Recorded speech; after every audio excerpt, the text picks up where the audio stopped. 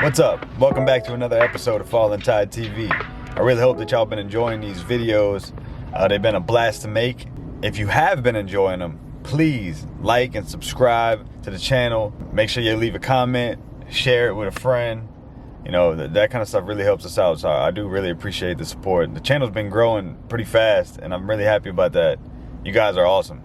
Today's episode, I'm gonna be going down to a brand new duck lease that me and the boys got for the season.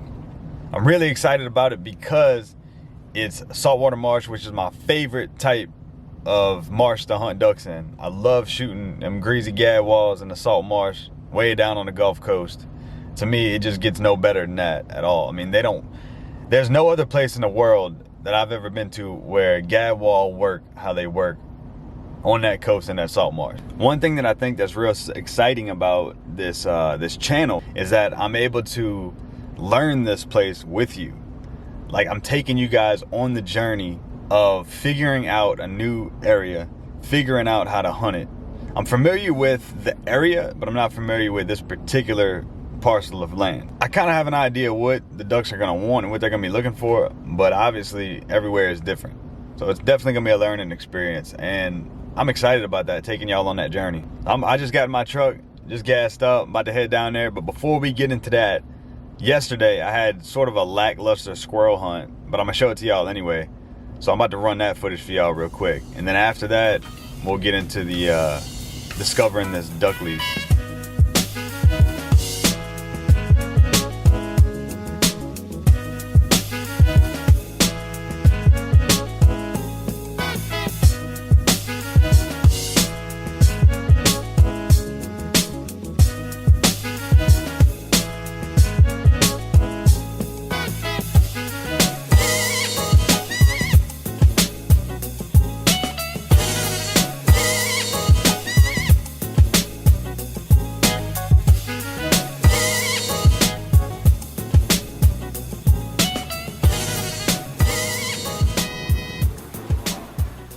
What's going on, y'all? It's Nate. Welcome back to another episode of Fallen Tide TV. Today, I'm gonna be hunting some squirrels on the river here. It's kind of unique, kind of a different way to hunt them. I find it to be a really effective way if you can creep up, you know, on a Pirogue or something and shoot them. It's very stealthy. I got tired of going out with that 22 and missing and, you know, hitting limbs and things like that trying to shoot these squirrels. So I'm busting out the 20 gauge today. I got a 20 gauge over and under. Got the Pirogue loaded down here. Yeah, this should be a fun one.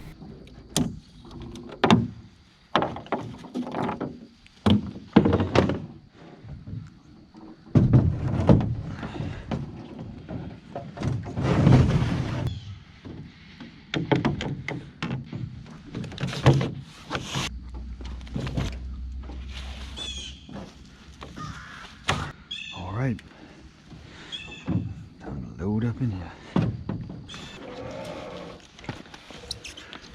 Busting out this little 20 gauge here today. Look at this little thing. 20 gauge, Mossberg. It's not a bad little gun. I've shot it for teal season a couple of times.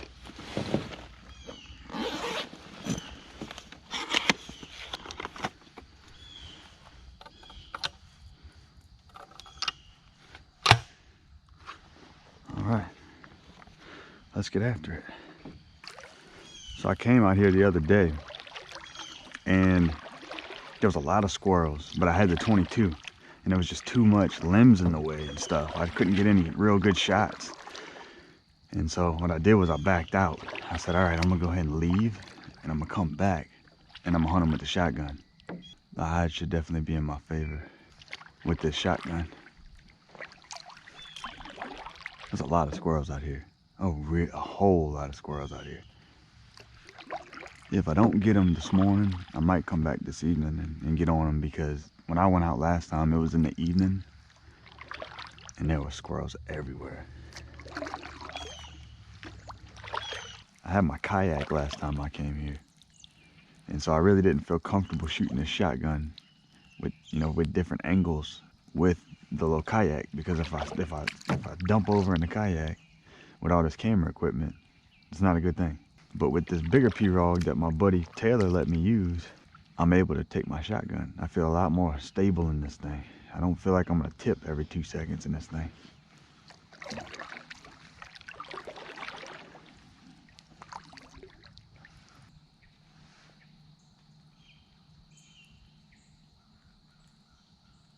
Oh, they're going. They're going.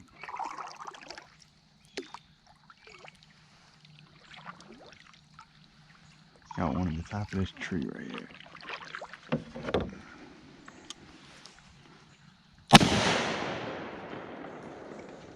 Got him. He's hanging on. He's hanging on up there. Come on, man, let go. He still hasn't fell yet, but I do see him. I'm gonna get up on this bank. I'm gonna see if I can't shoot him down or something. That's frustrating.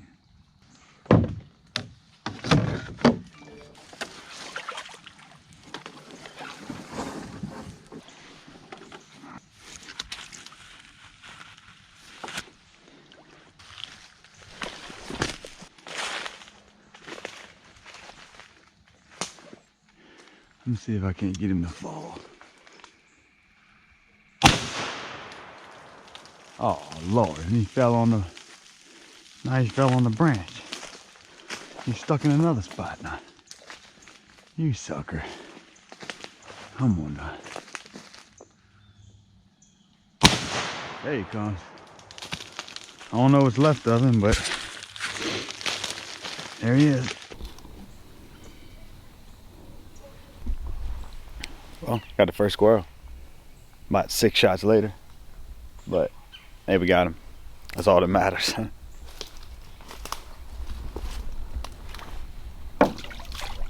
Oh wow. Oh boy, I'm good, yeah. Well, I would have thought that that squirrel would have sank with all the holes I put in it.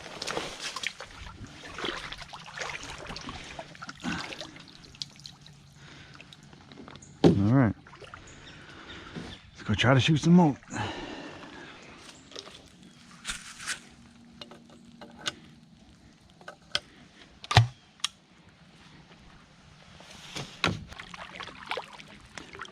All right.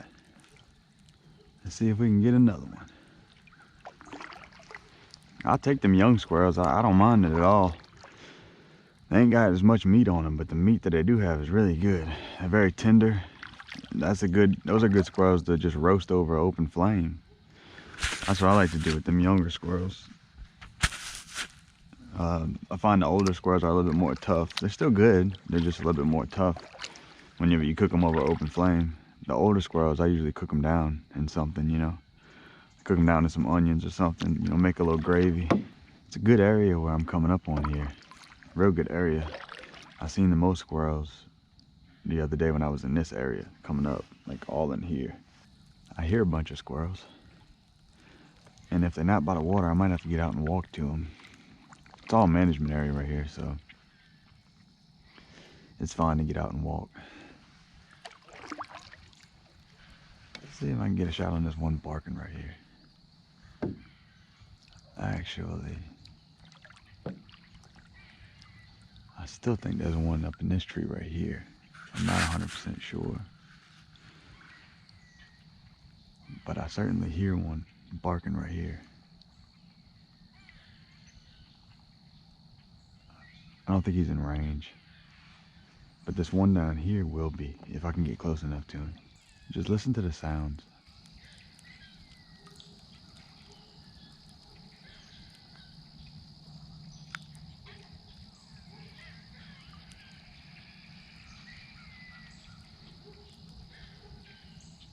There's actually 2 squirrels right here. There's one right here, one over here. They seem to be barking at each other. And there's one right up here that's barking too. But I hadn't seen any yet. I know they're there. Oh, I do see one actually. I wonder if I can shoot this squirrel from here. He may not let me quite get close enough. But I think I might be able to knock him down from here. He's not that far. He's sitting on that V right through there. Nope, too far. He was too far. I tried, but I think it was just a little bit too far. He just went in the hole. Dang it. Just a little bit too far. I'm sure I peppered him, but them squirrels got tough skin. You know, it's hard to knock them down from long distances. That's the good thing about this, is that they don't have a lot of pressure on them right here. Because not a lot of people hunt like this. They just don't really come by water. Most people think if you're gonna squirrel hunt, you need to go by land because you got more area. But I find with coming in a boat, you know, these squirrels are used to people in the water fishing. On land, I mean, as soon as they hear somebody walking, they scat. But coming by boat, they're very much used to people, you know, coming through here, and they never get harmed. And so they get very used to you, you know? I like to hunt out the left side because I'm right-handed. So I like to kind of set myself up to shoot either straight on or to the left, not to the right, because it's very difficult to shoot to the right when you're sitting down like this. So some of this stuff, I won't hit it till the way out. I tell you what, any of these grackles give me a shot, it's over with. I will shoot a couple of these grackles.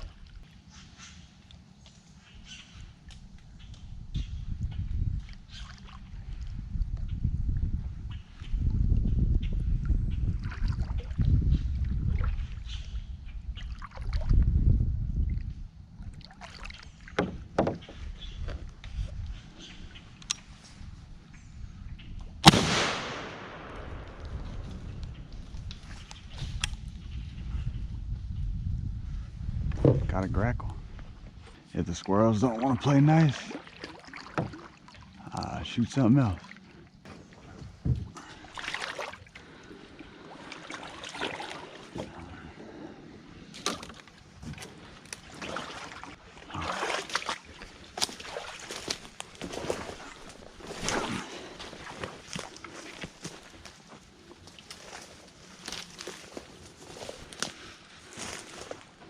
Where'd you go? There it is.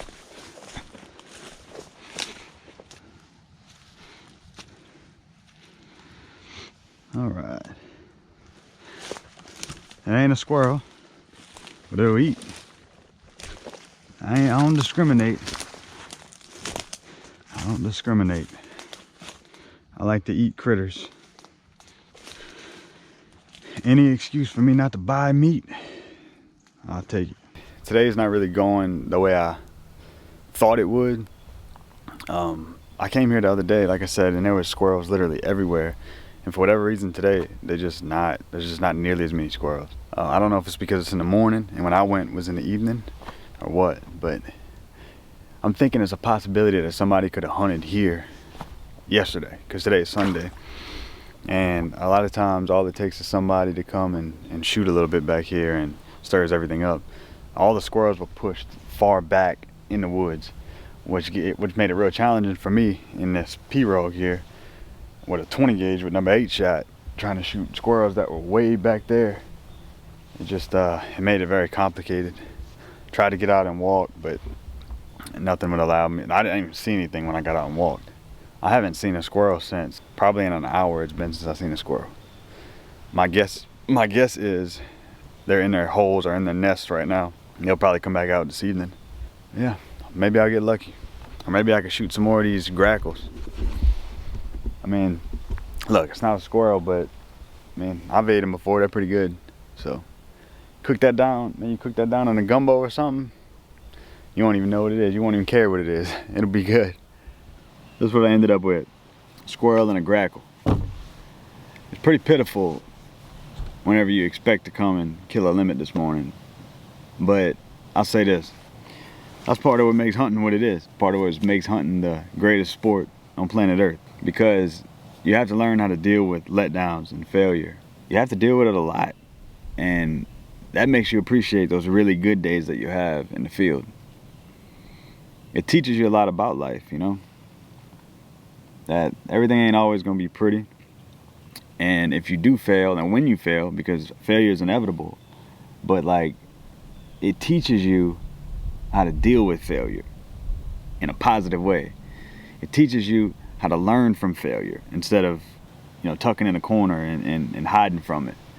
You know, and it also teaches you to be humble, because I came here cocky this morning thinking, oh, this is gonna be a walk in the park. There's gonna be squirrels everywhere and it would be no problem. You know, I'd get my limit within a couple of hours. Unfortunately, that's not what happened. And that taught me a lesson right there. Hey, don't take it for granted. You know, be humble, because it's not always gonna be like that. It's not always gonna be a guaranteed limit. And that's what makes hunting so damn great. I love this sport. I wouldn't have it any other way. And I've had a lot of failure in the field hunting, and a lot of learning experiences is what I really like to call them. I'm gonna go ahead and pack up and head on in with what I got, and I'm gonna be grateful for what I got. I was blessed to be able to see another day. I was blessed to be able to come out here and experience the great outdoors. And for that, I'm grateful.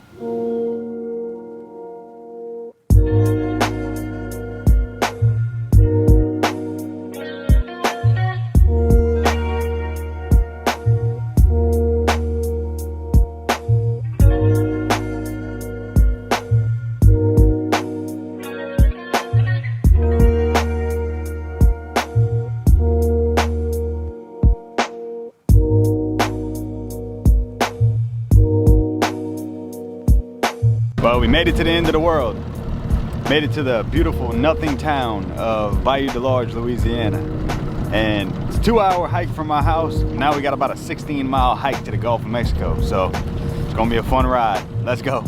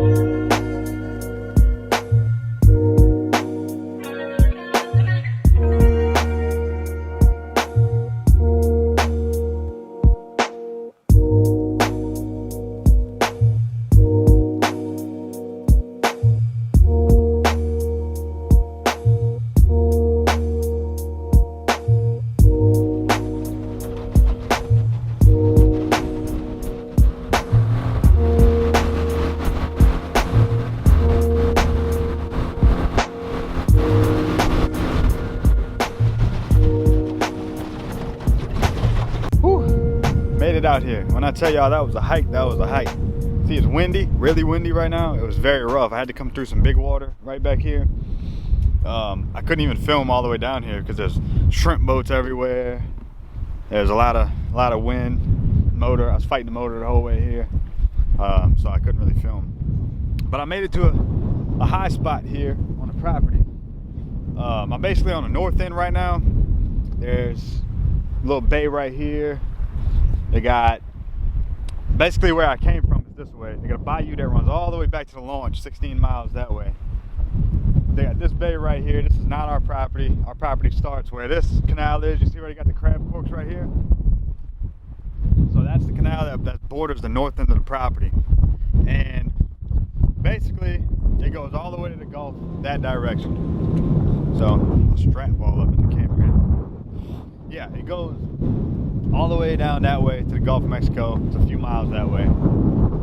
So I don't even know if y'all can hear what I'm saying right now with this crazy wind. But I pulled up to the high spot on the north end that I was interested in looking into to be a camping area. So I'm about to get out and go check it out.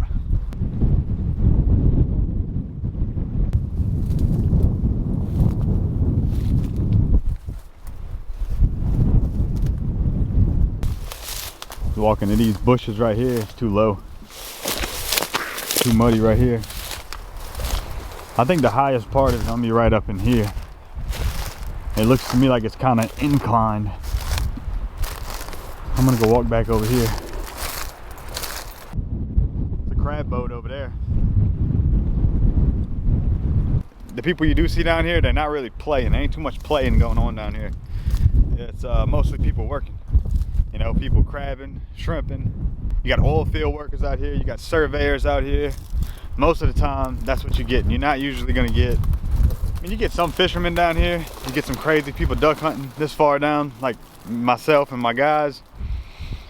But for the most part, people are out here working. See, wherever you see these trees at like this, a lot of the times it's gonna be your highest ground out here. So that's kind of what I was looking for on the map whenever I was looking at it from an aerial point of view. And you definitely need to get a high spot whenever you're trying to camp. So basically that's the reason I wanted to come look at this place. I wanted to make sure that I had a good spot to pitch a tent, because this far down, coming this far down, for the most part, I want to be looking to camp. I'm not so much going to be looking to just drive down here in the morning before daylight and hunt, which I'll do it probably sometime this year, but not every time. Most of the time I want to be down here camping. I want to pitch a tent. I want to, you know, cook out. I want to cook the ducks for y'all on the open flame. I want to do stuff like that for the channel. I think it's going to be, it's going to make for some great episodes. One thing I noticed too about it is that it's kind of beat down from the water that they had in here. You see all of this grass here that's pushed up? That's from these hurricanes, this high water that they've been having down here in Louisiana. It just pushes this marsh grass up on the bank. I anticipate this whole property is going to be full of that, which is going to bode well for us during big duck season in order to blind up. Because a lot of times the way that we hunt down here, we like to get real low to the ground. I mean, you can see it. There's not a whole lot of cover up top, so you kind of got to be level with this marsh grass. I'm going to take y'all to look over here. You can get a better perspective of it. But look, I mean, it's just flat. There's just nothing here. So you kind of gotta, you can't really be the one thing that's sticking up. So you kind of gotta be level. And so a lot of the times the way that we like to set up is we sit down in our pirogues real low. We put a couple of these little bushes around us, you know, or we'll just sit down on the ground, like literally just put our butt on like a stadium chair or something like that. You know, something with like no legs, sits real low to the ground, and just put a couple little bushes. You don't need to put much. As long as you stay still, they decoy really good here. But I'm gonna keep looking around for a spot to pitch a tent. This little spot right here don't look bad. We got some roots and stuff I might have to get rid of. It's all rotten. It'll make good firewood. I'll just stack it up and it'll be firewood. Hopefully you don't get no more hurricanes to make it disappear.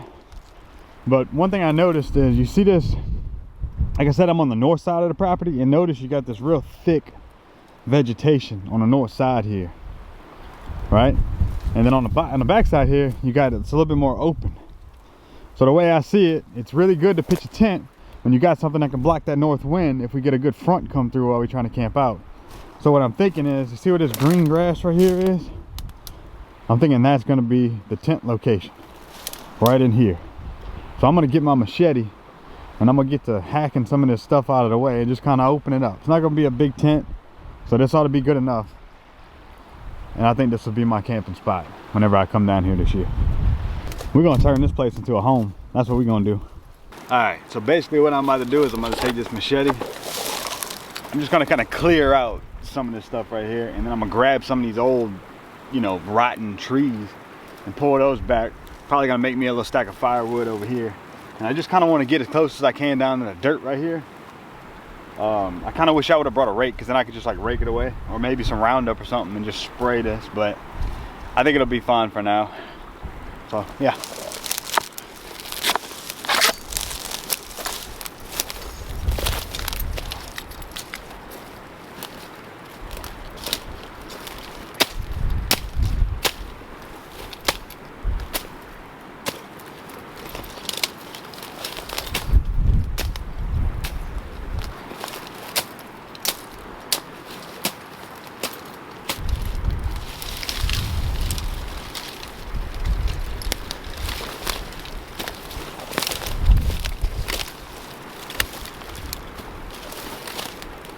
Found the 2x4. I might use it as a stake to tie off my boat. I think that's exactly what I'm gonna use it for. I found something. I don't know what I found, but I found something. Might be an old duck blind or something. Really not sure. Or just a piece of a warp. But it's all wood right here. This is wood. I don't know what I'm gonna do with it. I'm gonna think of something. Let me know in the comments what y'all think I should do with this. It's just a flat piece of wood. It's just like, I mean, it's multiple boards, but they seem to be together and they're real flat and straight. I mean, I'm sure I could buff them up and clean them, but it's gonna be right next to my tent. I'd like to know what y'all think I should do with this. Should I stack firewood on it? Should I use it as, you know, a spot to cook maybe? Maybe I'll set up like a table right here to cook on. That way the legs don't go in the mud. Let me know in the comments what y'all think I should do with this. I'm gonna leave it here. It looks like it's been here a long time. Who knows, these pieces of wood might be older than me. I got a stump here. I can't get up out of the ground. So that might end up being my fire area. Might just build a fire right around the stump. This will be my little fire area. I got the pieces of wood right there that I don't know what I'm doing with. Tent will be right here.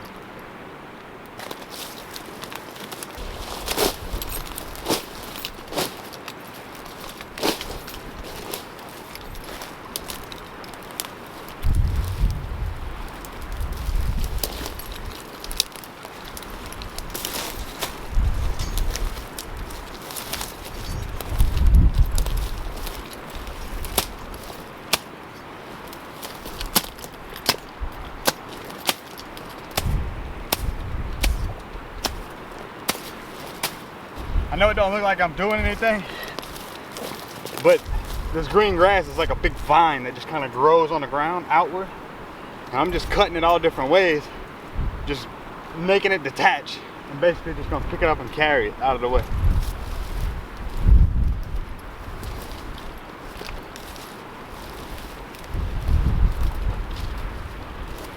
Who knows, maybe that'll kill it. Maybe it'll all die. That's about all I could do really with clearing it out. All I got is this machete right here. I'm gonna let y'all look at it.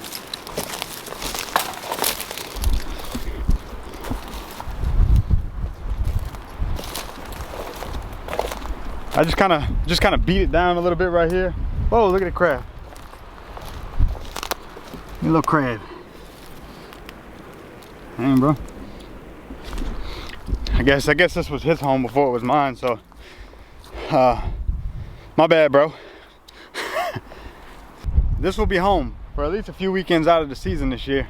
I'd like to come here almost every weekend during the second split. That's the goal. This place here is really like a second split, late season kind of place. You know, it's early season. I mean, as you can see right now, I've been riding around. I ain't seen the first duck, and duck season's 2 weeks away. So this place is not known for really having a bunch of birds early in the season. It gets most of its birds late in the season, which I'm fine with. This place kind of becomes a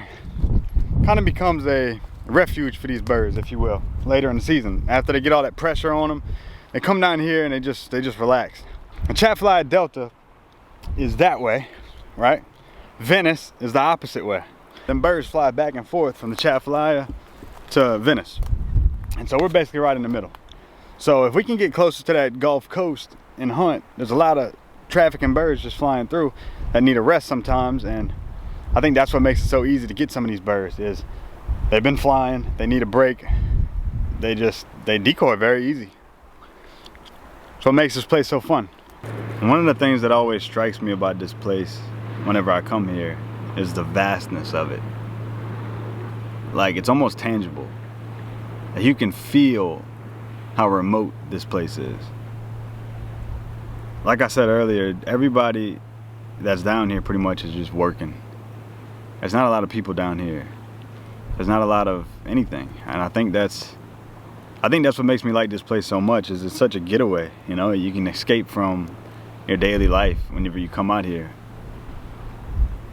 And I think the same reason that I like this place is the same reason the ducks like it. You know, it's so remote.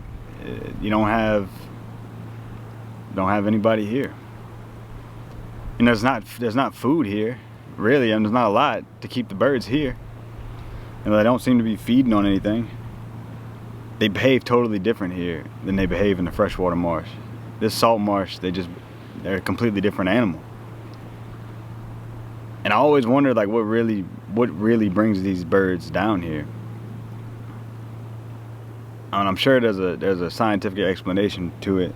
You know, I've heard things like, oh, they're getting sand for their gizzard, they're eating snails and stuff. I've heard a lot of different things, but I know part of it has got to be that there's just no pressure on these birds here. And sometimes that can help you, and sometimes that can hurt you, because there's a lot of times we come down here and hunt, and the birds just sit. See, we used to have a lease not far from here, just east of here, and I mean, I tell you, the most fun experience I ever had hunting ducks in this world is learning that marsh on that other lease that we used to have. So I am so happy to be here, restarting on a new piece of land, just like the place that we had before, and have an opportunity to learn it. And when it comes to waterfowl hunting, you never stop learning, but that initial learning process when you first come to a new area, to me, is so exciting, because at that moment the possibilities are endless. You know, it's kind of like whenever you're a kid and everything is still magical whenever you're a child. You know, it's like the possibilities of life are endless. And as you get older, you kind of lose that, because you get set in your ways. You come to the realization of like what you are and who you are. And I think we all kind of lose that imagination, you know, that magical aspect of being a child. Well, when it comes to waterfowl hunting, obviously you never stop learning, but when you're discovering a new area, it's like you feel that feeling that you felt whenever you were a child, experiencing life and learning how to navigate through life when the possibilities were endless for you. And I get that feeling. And here I am, just sitting on this island 2 miles from the Gulf of Mexico. Probably not even. It might not even be 2 miles. The Gulf's like right there. Nobody but one crab fisherman around me. And the possibilities are endless. I cannot wait for this duck season to come here, spend the weekend right here on this island, in this little camping spot, and just be. I'm really excited about it. So yeah, speaking of this campsite, we gotta name it, y'all. Y'all gotta come up with a name for this campsite. Put in the comments whatever y'all want me to name this campground. I guess name the whole campground. We're probably gonna have a few people sleeping somewhere right in here. But put in the comments, let me know what y'all want to name this place. You know, what's crazy too is, you know, I spent a lot of time out here in this marsh, and I've got a ton of great memories, great hunts, you know, just, I mean, jam up gadwall hunts, or like we like to call them gray ducks down here, you know, down in South Louisiana. You know, we can't never say nothing right, but I've got some amazing memories down here. But most of my great memories are not the hunts. That's what's so weird about it. You would think, you know, we live for hunting, right? You would think that, look at this pelican. You would think that what gets our rocks off down here is these jam up hunts, but I tell you right now, the best memories I've ever had is camping out with the boys on these islands down here in the middle of nowhere, cooking on the open flame, you know, eating oysters. Shoot, eating oysters that we buy off of one of these oyster boats riding around here. I mean, you know, catching fish, you know, come down here, we'll be sitting in the can, we'll be bored after a hunt and just go paddle right there and just start catching redfish. It's amazing. This place has so much to offer. You come here and you think there's nothing. It's just desolate. It's like the water version of a desert, basically. And it's so rewarding down here. I love this place. I absolutely love this place. We got a little bit more time to be here today. So what I'm gonna do is I'm gonna pack up from here and I'm gonna try to see if just maybe I can make it closer to the Gulf and maybe even find a spot to hunt down there. Maybe, who knows, I might find a few birds.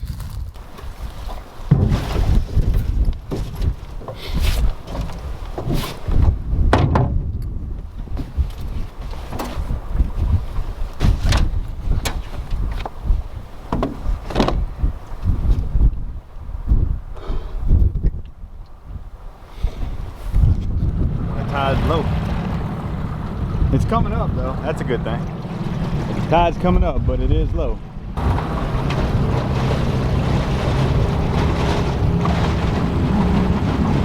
This is the biggest water within the boundaries of the property right here.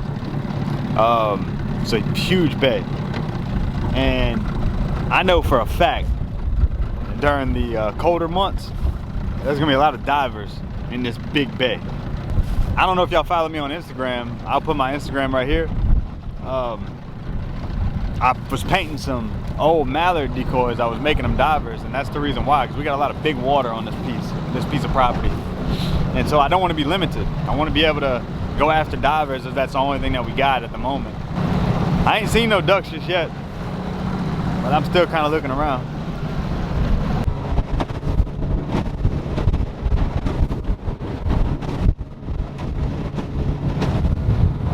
I'm pulling up to this shallow bay. Well, it appears to be shallow from the map. I anticipate seeing some birds in it. Whenever I was coming through that big water, there were several flocks of divers that were sitting on the water. I wasn't able to film them too good. I don't even know if what I did film y'all could even see, but and the reason for that is I'm fighting these waves. It's hard for me to reach down and grab that camera and start filming when I'm fighting them waves. But I do hope that I can get it out if I pull up to this bay and there's a few birds sitting in it. That's a good sign though. Hey, at least the birds like this place a little bit. At least the divers do. Also means the migration has begun. Well, I did anticipate some birds being in here, but there's two fishermen in here, so obviously there's no birds if there's two fishermen. So I'm gonna back out of here.